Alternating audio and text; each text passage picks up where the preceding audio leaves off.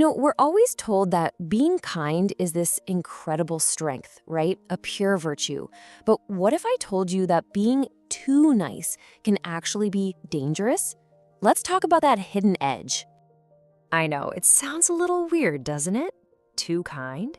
How is that even a thing? Well, we're going to explore that by following the story of a man named Daniel. And I have a feeling his story might hit a little too close to home for some of you. All right, so let's dive in. Meet Daniel. To everyone who knew him, he was just a good man. See, he built his entire life around one simple lesson he learned as a kid. Be kind, and people will love you. And man, he really took that to heart. It was his whole philosophy. So at his job, this belief turned him into that guy. You know the one I'm talking about. The person who's always there early, always stays late, and always steps in to help, no questions asked. He genuinely thought this was his greatest asset. And look, for a while, it totally worked. He'd hear people say things just like this all the time. Every time he heard it, it was like a little hit of validation, reinforcing that, yep, he was on the right track. But here's the thing, and it's a really sneaky change. Over time, the more he gave, the less it was seen as a choice. His kindness just stopped being this appreciated gift and started becoming an assumed obligation. And that's what leads us to the breaking point. This is the moment where that whole idea of kindness just completely shatters and reveals something, well, something a lot uglier underneath.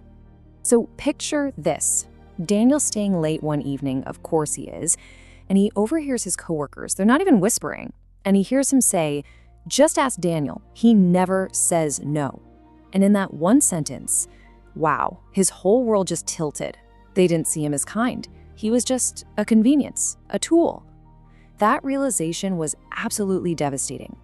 And this is the massive disconnect, right here. In his head, he was this kind, helpful person doing the right thing.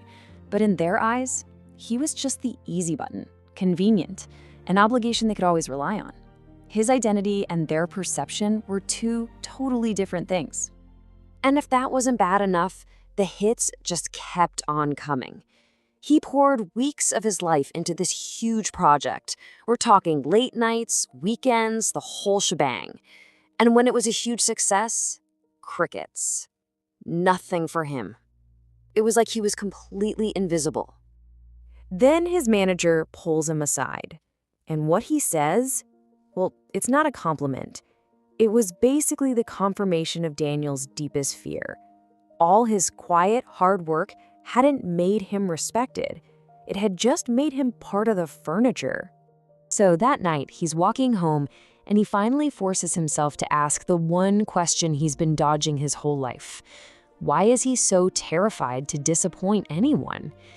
And the answer was scary. He realized his entire sense of self-worth was built on other people's approval. If they liked him, he was okay. But without that, who was he really? Okay, so let's fast forward to the next morning. All of this pain, this realization, it's all about to come to a head in one very small but very, very powerful moment. A coworker comes up, just casually asks him to finish their work, something he's probably done 1,000 times. And Daniel just pauses. You can imagine his heart pounding in his chest. And then he says two simple words that change everything. I can't. So what happened? Did the world end? No. Sure, some people got a little annoyed, the ones who were used to using him. Yeah, they pretty much faded away. But the people who actually valued him, not just his help, they stayed. So it wasn't a loss at all. It was a filter. It was clarity. I mean, just look at this trade-off. He thought he was going to lose people, but he really only lost the people who were benefiting from his lack of boundaries. And what he got in return? Oh, it was so much more valuable. He got clarity, self-respect, his time back, and a sense of peace he didn't even realize he'd lost. So what is the big takeaway from all of this? What's the core lesson in Daniel's story that really all of us can learn from? It really boils down to this one powerful idea. True kindness, the kind that lasts, just can't exist without self-respect. When you're constantly saying yes to others at the expense of yourself, you're not just being kind, you're actually betraying yourself. So, if any part of Daniel's story felt a little too familiar, here are a few things to keep in your back pocket. Notice that this isn't about being cruel or loud. It's just about quietly drawing a line in the sand. It's about understanding that the world will take and take until you stop giving. And the big one, being kind to yourself has to be priority number one. And that brings us to the end, to the one question that really matters. Because this story isn't just about what Daniel did. It's about taking a look at your own life, your own energy, your own boundaries, and just asking yourself, where will you draw your first line?